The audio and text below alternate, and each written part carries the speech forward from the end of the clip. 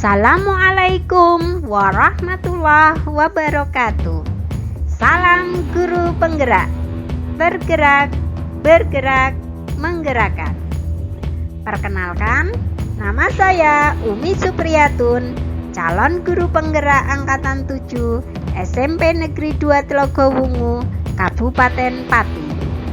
Di sini saya akan memaparkan koneksi antar materi dari modul 1.1 sampai dengan modul 1.4, yaitu budaya positif. Selama mengikuti pelatihan calon guru penggerak, saya didampingi oleh Bapak Joko Agus Pambudi sebagai fasilitator dan Bapak Yayan Suryasa sebagai pengajar praktik. Kesimpulan peran guru dalam menciptakan budaya positif. Berdasarkan filosofi pendidikan Ki Hajar Dewantoro, anak bukanlah kertas kosong yang bisa digambar sesuai keinginan orang dewasa. Anak lahir dengan kekuatan kodrat yang masih samar-samar. Tujuan pendidikan adalah menuntun, memfasilitasi, membantu anak untuk menebalkan garis samar-samar agar dapat memperbaiki lakunya untuk menjadi manusia yang seutuhnya. Di sini, peran kita sebagai pendidik harus dapat menebalkan karakter positif yang ada pada diri murid. Untuk menciptakan budaya positif, kita sebagai pendidik harus menerapkan disiplin positif.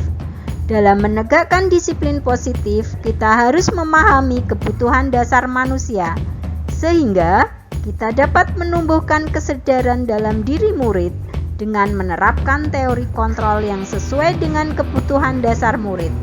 Kita dapat menggunakan tahapan segitiga restitusi. Refleksi saya setelah mempelajari modul 1.4. Yang pertama, hal-hal yang menarik. Hal yang menarik ketika mempelajari modul 1.4 yaitu ketika saya mempelajari restitusi 5 posisi kontrol. Ketika mempelajari itu, saya sebagai seorang guru yang notabene sebagai pemegang kontrol sering memposisikan posisi kontrol yang sebenarnya berdampak kurang baik pada murid.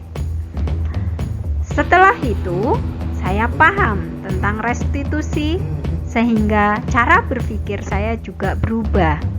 Saya dulu mendisiplinkan anak dengan membuat takut dan merasa bersalah. Saya kurang memperhatikan motivasi anak bertindak disiplin. Yang saya pikirkan, yang penting anak disiplin di depan saya.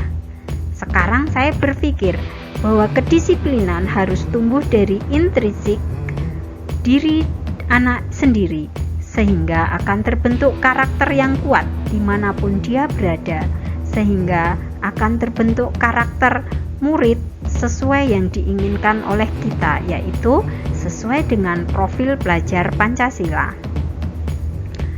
Hal-hal yang sudah baik yaitu anak sudah melaksanakan disiplin, tetapi hal yang kurang baiknya yaitu dia melakukan disiplin, motivasi mereka adalah karena rasa takut dan merasa bersalah.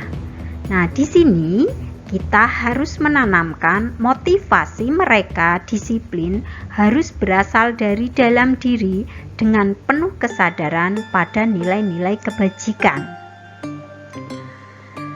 Dan hal-hal yang paling penting untuk dipelajari menurut saya yaitu kita sebagai guru harus paham betul kebutuhan dasar murid.